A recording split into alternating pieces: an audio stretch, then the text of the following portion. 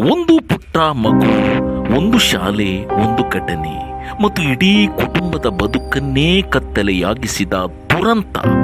ಆಂಧ್ರ ಪ್ರದೇಶದ ವಿಶಾಖಪಟ್ಟಣಂನಿಂದ ಬಂದಿರುವ ಈ ಹೃದಯ ವಿದ್ರಾವಕ ಸುದ್ದಿ ಪ್ರತಿಯೊಬ್ಬ ತಂದೆ ತಾಯಿಯನ್ನು ಬೆಚ್ಚಿ ಬೀಳಿಸುವಂತಿದೆ.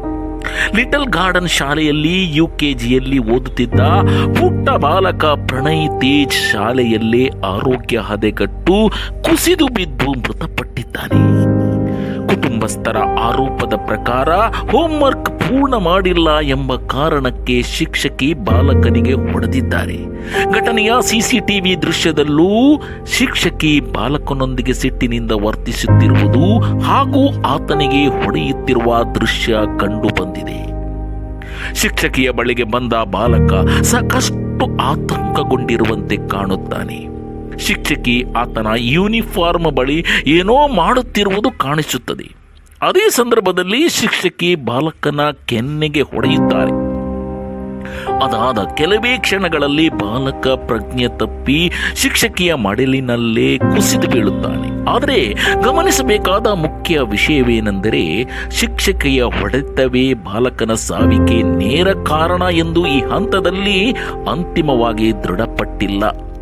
ಸಾವಿನ ನಿಖರ ವೈದ್ಯಕೀಯ ಕಾರಣ ಮರಣೋತ್ತರ ಪರೀಕ್ಷೆ ಮತ್ತು ಪೊಲೀಸ್ ತನಿಖೆಯ ನಂತರವೇ ಸ್ಪಷ್ಟವಾಗಬೇಕಿದೆ. ಆದರೆ ಒಮ್ಮೆ ಈ ತಾಯಿಯ ಸ್ಥಿತಿಯನ್ನು ಕಲ್ಪಿಸಿಕೊಳ್ಳಿ.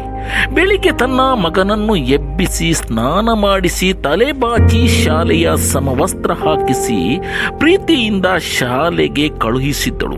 ಬಹುಶಃ ಪ್ರತಿದಿನದಂತೆ ಶಾಲೆಗೆ ಹೋಗಿ ಬಾ, ಸಂಜೆ ಮನೆಗೆ ಬಾ ಎಂದು ಹೇಳಿರಬಹುದು. ಆದರೆ ಅದೇ ತನ್ನ ಮಗನನ್ನು ಕೊನೆಯ ಬಾರಿ ನೋಡುವ ಕ್ಷಣವಾಗುತ್ತದೆ ಎಂದು ಆ ತಾಯಿಗೆ ಹೇಗೆ ಗೊತ್ತಾಗ್ತಿತ್ತು? ತರಗತಿಯಲ್ಲಿ ಬಾಲಕನ ಆರೋಗ್ಯ ಹದಗೆಟ್ಟ ಬಳಿಕ ಶಾಲಾ ಸಿಬ್ಬಂದಿ ಆತನನ್ನು ಆಸ್ಪತ್ರೆಗೆ ಕರೆದೊಯ್ದರು. ನಂತರ ಕಿಂಗ್ ಜಾರ್ಜ್ ಆಸ್ಪತ್ರೆಗೆ ಕರೆದೊಯ್ಯಲಾಯಿತು. ಆದರೆ ವೈದ್ಯರು ಬಾಲಕ ಮೃತಪಟ್ಟಿರುವುದಾಗಿ ಘೋಷಿಸಿದರು.